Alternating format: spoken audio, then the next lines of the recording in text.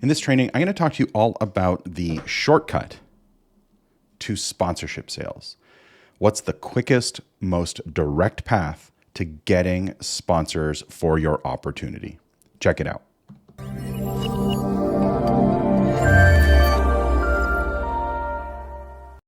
The fact is, when people talk about a shortcut to sponsorship, what they describe is doing all the wrong things in massive quantities. In other words, we want a shortcut to sponsorship. What should we do?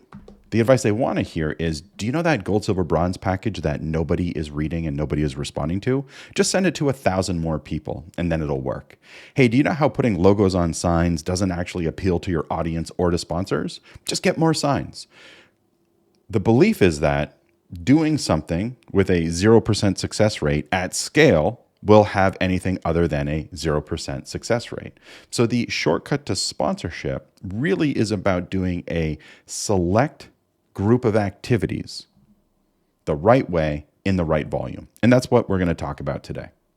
Now, if you find value in these videos, it would mean a lot to me if you hit the subscribe button and click the bell icon so you never miss an update. And if you want me to keep making free videos like this available, all you have to do is hit the thumbs up button so that I know you're enjoying these videos. So I have a confession. I have the best lawn in my neighborhood. I'm that guy. I'm that guy that everybody looks at the lawn and says, this guy's obsessed with his lawn. He is out here with a pair of scissors, which is not true, cutting his lawn to perfect lengths. This guy must have nothing going on in his life if he cares as much about his lawn. Now, I can't say whether or not the latter is true, but I can certainly say the former is not. I actually only spend around 20 minutes a week on my lawn to make it the envy of the neighborhood. So let me share a story with you. Every year, without fail, there's a lineup of my suburban neighbors asking me what I do to have the nicest lawn in the neighborhood. And they come with a whole bunch of assumptions. It's to the point now where I've considered putting together a Chris Bayless approved infographic to just hand to people. So here's what happens. They ask me what I do. I tell them, they go and do it, and they do it in the complete wrong order and in the wrong quantities. They ask me when I dethatch my lawn. I tell them I do it the last weekend in May. The part of the world that I live in, it starts to get nicer in April, and it tricks everyone into thinking that they can do lawn care in April. So they do. They think they're saving time. The problem with this is that the grass seed dies. Grass seed needs 14 degrees Celsius soil in order to germinate. That's why I wait until the end of May. So my lawn looks truly horrendous for an extra month. Then they ask me, how often do you mow the lawn? And I tell them I mow the lawn once, maybe twice a week in the rainy season.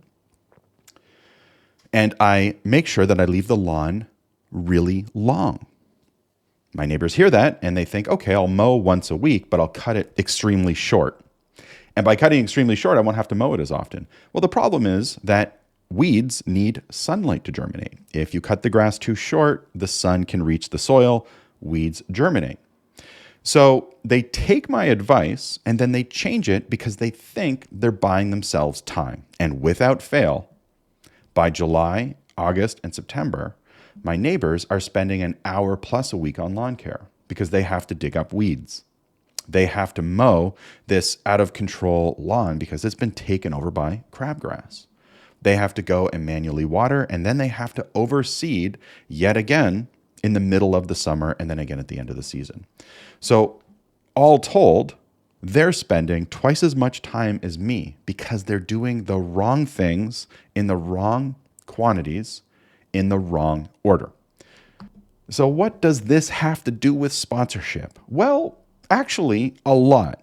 First and foremost, it's really important to my fragile ego that I get to brag about how amazing my lawn looks. If you'd like to see pictures, comment down below and I will share it.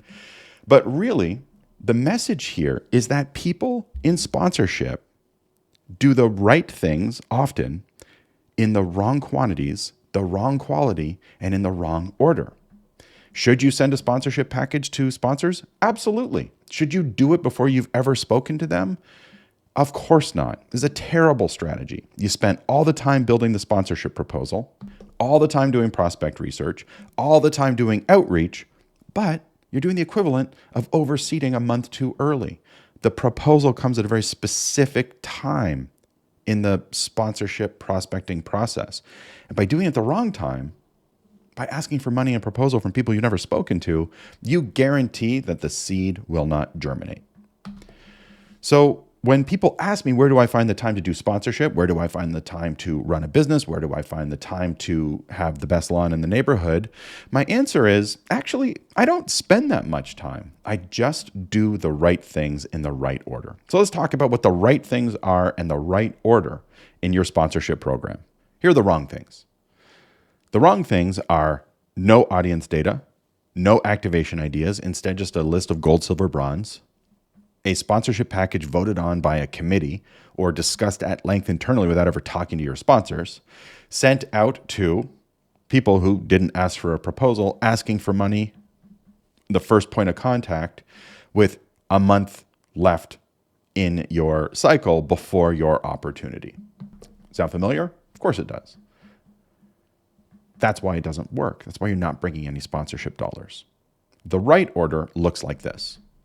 First, you want to identify your properties, your sponsorship opportunities. Give me money so I'll have it is not a property. That is not inspiring to sponsors. So first, identify what you have to offer, not how great it would be to have money. Next is to identify your audience and get really granular about who you have access to, 25 plus data points. Then you want to segment that audience into 3 individual avatars or buyer personas or niche audiences.